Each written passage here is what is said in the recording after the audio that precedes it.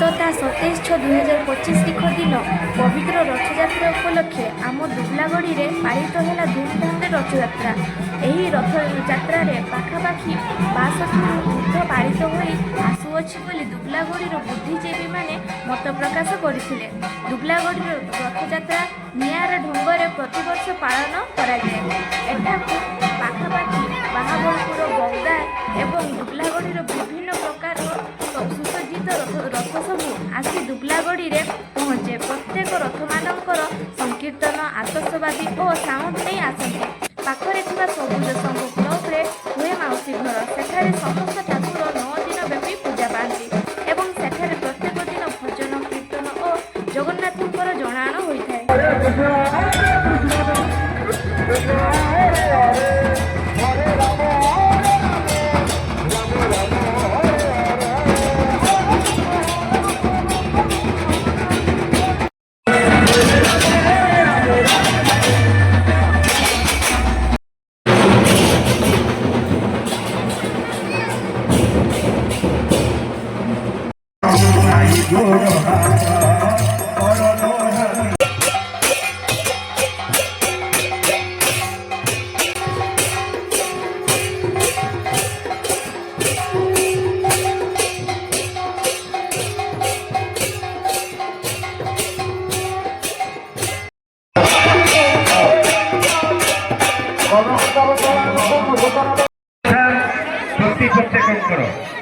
जगन्नाथ प्रेमी श्रद्धालु शुभेच्छु हजार हजार मेलारे भक्त बंधु मानकर उपस्थिति केवल उत्कलर जो बड़ ठाकुर तांकु नहीं जो विभिन्न अंचल तत्सहित आम अंचल जो प्रकार भाववेग सृष्टि हुए ताहा कहिबा संभवपर नुहे।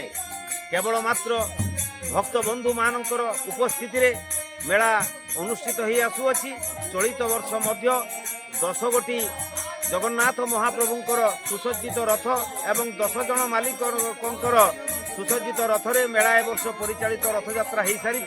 पुनश्च आसंता शनिवार दिन बाहुड़ा यात्रा महाप्रभुंकर हेब।